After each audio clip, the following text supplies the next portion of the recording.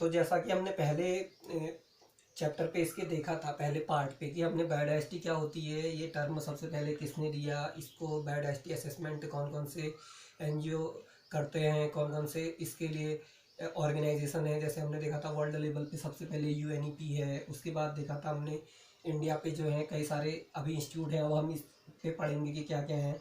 फिर था कि मेगा बायोडाइवर्सिटी सेंटर क्या होते हैं, कुल 17 हैं, इंडिया उसमें से एक है। उसके बाद देखा था हमने बायोलॉजिकल हॉट स्पॉट्स होते हैं, ग्लोबल जो बायोलॉजिकल हॉट स्पॉट्स हैं वो 34 के आसपास हैं, जिसमें से 4 इंडिया में भी हैं। उसके बाद हमने देखा था कि मेगा बायोडाइवर्सिटी सेंटर बनाया क्यों जाता है किसी चीज़ को, तो मेगा बायोडाइवर्सिटी सेंटर इसीलिए बनाया जाता है जहाँ क्या होती है, मैक्सिमम नंबर ऑफ डाइवर्सिटी होती है। तो हमने देखा था इंडिया के पास कुल कितना था, 2.4% लैंड थी, बट उनके पास 7.8% जो थी ग्लोबल बायोडाइवर्सिटी थी। इसको देखते हुए रहे था। उसके बाद हम आ रहे थे सीबीडी की तरफ। सीबीडी मीन्स की कन्वेंशन ऑन बायोलॉजिकल डाइवर्सिटी। ये क्या होती है कन्वेंशन ऑन बायोलॉजिकल जो डाइवर्सिटी थी, ये जो मैंने आपको बताया था, ये 1992 में एक अर्थ सबमिट हुआ था रियो डी जनेरियो पे, जहाँ ये सारे नेशंस ने ये एग्री किया था कि हम बायोलॉजिकल डाइवर्सिटी को कंजर्व करने के लिए कोई ना कोई अपने यहाँ अलग अलग फोरम तैयार करेंगे और अलग अलग रूल्स रेगुलेशन की हेल्प से बायोडाइवर्सिटी को हम कंजर्व करेंगे। तो उसी को ध्यान पे रख के इंडिया ने सबसे पहले बायोडाइवर्सिटी एक्ट 2002 में इम्प्लीमेंट किया था। उसके बाद 2004 पे बायोडाइवर्सिटी लॉ लाए थे, और ये मैंने बताया था कि ग्राम पंचायत लेवल से स्टार्ट होता है। इसमें जो ग्राम प्रधान होता है और ग्राम पंचायत सेक्रेटरी होता है, इस लेवल से ही अपने विलेज लेवल से बायोडाइवर्सिटी को एसेस करना शुरू करते हैं कि हमारे एरिया पे कौन सी चीज़ें ऐसी है जो काफ़ी मात्रा में है, कौन सी कम मात्रा में है, कौन कौन सी वैरायटी मिलती है। वो सब एक बायोडाइवर्सिटी रजिस्टर वहाँ मेंटेन होता है, और उस बायोडाइवर्सिटी रजिस्टर को फिर ब्लॉक से डिस्ट्रिक्ट से स्टेट से नेशन, इस लेवल पे फॉर्म किया जाता है, और उससे बायोडाइवर्सिटी रजिस्टर मेंटेन होते जाता है। उसके बाद देखा था हमने कि बायोडाइवर्सिटी को असेसमेंट करने के लिए इंडिया ने 2 बोर्ड बनाए, एनबीए नेशनल बायोडाइवर्सिटी अथॉरिटी, और स्टेट लेवल पे बनाए स्टेट बायोडाइवर्सिटी अथॉरिटी। अब क्या है, बायोडाइवर्सिटी को कंजर्व करने के तरीके क्या है इंडिया में। एक तो मैंने पहले बताया कि ढेर सारे क्लाइमेट है, हर तरह का क्लाइमेट इंडिया में है, तो हर तरह की ऑर्गेनिज्म, हर तरह के प्लांट स्पीसीज, हर तरह की एनिमल स्पीसीज यहाँ मिलती है, क्योंकि यहाँ ट्रॉपिकल भी है, टेम्परेट भी है, अल्पाइन भी है, हर तरह का क्लाइमेट है, डेजर्ट भी है, और काफ़ी रेनी सीजन वाला एरिया भी है। तो इसको देखते हुए इंडिया ने अलग अलग जोन पे अलग अलग इंस्टीट्यूटों को डेवलप किया, अलग अलग ऑर्गेनाइजेशन डेवलप किए, जिससे कि हम बायोडाइवर्सिटी को असेस कर सकें। तो अब हम देखेंगे biodiversity assessment organization in India, वो कुछ इंस्टीट्यूटों के बारे में इसमें देखेंगे जो बायोडाइवर्सिटी को असेस करते हैं। तो सबसे पहले है बीएसआई, इसका हेडक्वार्टर है कोलकाता पे, जिसका फुल फॉर्म है botanical survey of India. Botanical survey of India का क्या है, 9 रीजनल सेंटर हैं, इसका हेडक्वार्टर कोलकाता पे है, हावड़ा पे है, इसकी सेंटर नेशनल लाइब्रेरी है। तो इसका फंक्शन जो होता है वो प्लांट वेजिटेशन को एक्सप्लोर करना होता है ऑल ओवर द नेशन। तो इंडिया के हर पार्ट से, हर स्टेट से, हर एरिया से प्लांट्स स्पीसीज का एक्सप्लोरेशन का काम जो होता है वो बीएसआई का होता है। इसके बाद दूसरा आता है जेडएसआई मीन्स है जूलॉजिकल सर्वे ऑफ इंडिया।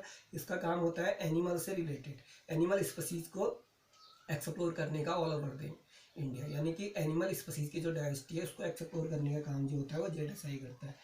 उसके बाद नेक्स्ट आ रहा है एफआरआई जैसे कि हम जानते ही हैं, ये हमारे ही स्टेट उत्तराखंड पे आता है। एफआरआई का फुल फॉर्म है फॉरेस्ट रिसर्च इंस्टीट्यूट, जिसका हेडक्वार्टर है देहरादून पे, और इसका काम होता है जो फॉरेस्ट वेजिटेशन है ऑल ओवर द इंडिया की, इसको एसेस करना, इनके बारे में काम करना।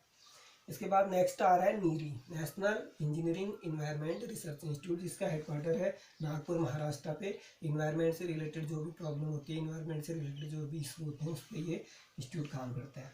इसके बाद आ रहा है CIMAP, central institute for medicinal and aromatic plants, इसका हेडक्वार्टर है लखनऊ पे। ये मेडिसिनल एंड एरोमेटिक प्लांट से रिलेटेड काम को देखता है, इनकी डाइवर्सिटी देखता है, इनका डिस्ट्रीब्यूशन देखता है।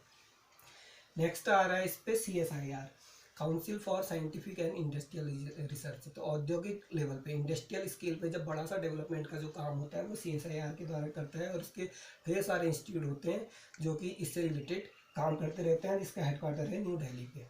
इसके बाद ऐसे ही आता है ICAR है Indian council for agriculture and research, इसका हेडक्वार्टर भी न्यू दिल्ली पे है। इसका काम होता है एग्रीकल्चर से रिलेटेड इशू देखना, एग्रीकल्चरल पॉलिसी डिसाइड करना, और ICAR का काम होता है एग्रीकल्चर से रिलेटेड रिसर्च करना। जैसे कि हम देखते हैं पंतनगर एक इंस्टीट्यूट ICAR का है, और पंतनगर की एक स्कीम है KVK, कृषि विज्ञान केंद्र, जो काफ़ी फेमस है और जिसका हेडक्वार्टर हमारे पिथौरागढ़ डिस्ट्रिक्ट में भी कई जगहों पे हर ब्लॉक लेवल पे होता है। यहाँ सबसे नज़दीक पे गैना पे भी है। तो ये क्या होता है, अलग अलग चीज़ों का डेवलपमेंट पे करते हैं, रिसर्च पे काम करते हैं, कौन सी चीज़ वहाँ हो सकती है, वहाँ फील्ड टेक्निक्स कौन सी यूज़ कर सकते हैं, कौन सी फील्ड पे हम ऐसी वेजिटेशन लगा सकते हैं जो उस एरिया के लिए हेल्पफुल हो।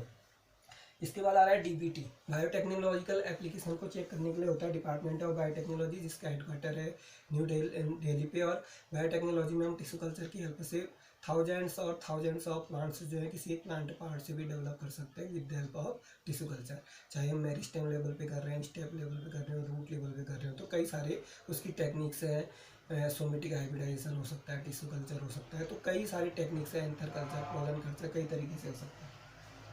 नेक्स्ट जो आ रहा है वो है NBPGR, national bureau for plant and genetic resources, जिसको हम क्रायो प्रिजर्व बैंक भी कहते हैं हिसाब से। और इसका हेडक्वार्टर है न्यू दिल्ली पे, जिसका काम होता है क्रायो प्रिजर्वेशन करना, यानी कि जो सीड्स होते हैं या प्लांट पार्ट्स होते हैं इनको फ्रीजिंग टेम्परेचर पे रखना, जिससे कि उनके अंदर कोई सेलुलर एक्टिविटी ना हो और वो ग्रोथ ना करे, और वो ऐसा जिस कंडीशन पे हमारे पास है उसी कंडीशन पे रहे। तो रेयर और एंडेमिक जो भी प्लांट होते हैं उनको, या प्लांट स्पीसीज होती हैं या एनिमल स्पीसीज होती हैं, इनके प्लांट्स के पार्ट या बॉडी पार्ट्स को हम इसमें कंजर्व कर लेते हैं, और जब भी हमें इसकी ज़रूरत होती है तो हम इसको यूज कर सकते हैं। इसके लिए जो होता है क्रायो बैंक या सीड बैंक होते हैं, जिसपे हम जनरली सॉलिड CO2 होती है या लिक्विड नाइट्रोजन होती है, जैसे लिक्विड नाइट्रोजन का टेम्परेचर -196 डिग्री सेंटीग्रेड होता है, तो उसमें प्रिजर्व कर लेते हैं। इसके बाद हम नेक्स्ट देख रहे हैं, इसमें बायोडाइवर्सिटी के कंपोनेंट्स क्या क्या हैं। बायोडाइवर्सिटी के कंपोनेंट्स जो हैं वो 3 तरह के होते हैं, जेनेटिक डाइवर्सिटी, इकोलॉजिकल डाइवर्सिटी और स्पीशीज डाइवर्सिटी। तो जो कंपोनेंट्स मीन्स है कि कितने तरह का हो सकता है। तो जो हम बायोडाइवर्सिटी में देख रहे हैं, फर्स्ट है जेनेटिक डाइवर्सिटी, मीन्स ये जेनेटिक डाइवर्सिटी मीन्स है diversity within the genes, genes के बीच में जो डाइवर्सिटी होती है उसको हम जेनेटिक डाइवर्सिटी कहते हैं। जैसे क्या होता है कि क्लोन्स होते हैं, और क्या होते हैं आइडेंटिकल ट्विन्स होते हैं, ट्विन्स में भी जीन से एक नहीं होते हैं। अगर हम उनका भी DNA मैपिंग करें तो उनके भी जीन्स सारे के सारे एक नहीं होंगे, क्योंकि सारे जीन से एक होंगे तो दोनों में कोई फ़र्क नहीं होगा। तो क्या होगा, ये जीन लेवल की डाइवर्सिटी है। उसके बाद है इकोलॉजिकल डाइवर्सिटी, मीन्स की diversity within the habitats या इकोसिस्टम के बीच जब डाइवर्सिटी होती है तो इकोलॉजिकल डाइवर्सिटी होती है। इकोलॉजिकल डाइवर्सिटी को हम ऐसे कह सकते हैं, जैसे टेरेस्ट्रियल इकोलॉजिकल डाइवर्सिटी, तो टेरेस्ट्रियल इकोसिस्टम के अंदर जो टाइप्स होते हैं, जैसे लैंड्स इकोसिस्टम अलग होता है, फॉरेस्ट का अलग होता है, ग्रास लैंड का इकोसिस्टम अलग होता है, तो इनके अंदर जो बायोडाइवर्सिटी होती है वो अलग होती है। ऐसे ही आ रहा है एक्वेटिक इकोसिस्टम के अंदर जो डाइवर्सिटी होती है, तो हमने इसमें पढ़ा था फ्रेश वाटर और मैराइन।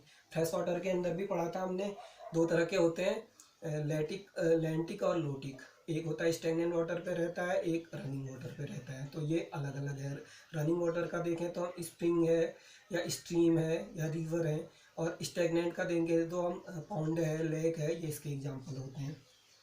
थर्ड जो डाइवर्सिटी का कंपोनेंट है स्पीशीज डाइवर्सिटी, मीन्स की variation among the species. Species के बीच जब डाइवर्सिटी होती है तो हम इसको कहते हैं स्पीशीज डाइवर्सिटी। तो अब इसके लिए हम जैसे एनिमल के केस में लेते हैं, बिग कैट वाली जो फैमिली होती है, लायन है, लेपर्ड है, या लायन लेपर्ड आता है हमारा, और इसी के साथ जो और छोटे छोटे कैट आ जाती है, ऐसे जो इनके अंदर वेरिएशन होते हैं। अगर प्लांट की बात करते हैं तो जैसे हम देखते हैं मैंगो है, मैंगो की 300 वेराइटीज़ होती हैं। मैंगो का जेनेरा तो एक ही है, मैंजीफेरा इंडिका, और मैंजीफेरा इंडिका जेनेरा एक ही है, बट उसके अंदर क्या है स्पीशीज क्या होती है, 300-350 होती हैं, अलग अलग वेराइटीज़ हैं। जैसे हम लंगड़ा है, दशहरा है, चौसा आम कहते हैं, बम्बैया आम कहते हैं, दशहरी आम कहते हैं, तो आम की वेराइटी है, तो वह स्पीशीज लेवल की डाइवर्सिटी है। ऐसे ही एक है सोलेनम, जैसे हम जानते हैं सबसे कॉमन सोलेनम जेनेरा जो है सोलेनेसी क्या है, तो जिसमें आलू आता है हमारा सबसे कॉमन चीज़, तो सोलेनम ट्यूबरोसम है, आलू है, सोलेनम मेलेंजिना है, बैगन है, या सोलेनम नाइग्रम है, मकोई है, या सोलेनम इंडिकम है, कटेली है। तो ऐसे क्या है, सोलेनम के ही जेनेरिया में जब बहुत सारी स्पीशीज होती हैं तो वो स्पीशीज डाइवर्सिटी के अंदर आती है। तो ऐसे ही अलग अलग प्लांट्स और एनिमल में कई तरह की डाइवर्सिटी होती है, जिनका जेनेरा तो एक होता है बट स्पीशीज कई सारी होती हैं। तो ये था आपका कंपोनेंट्स ऑफ बायोडाइवर्सिटी।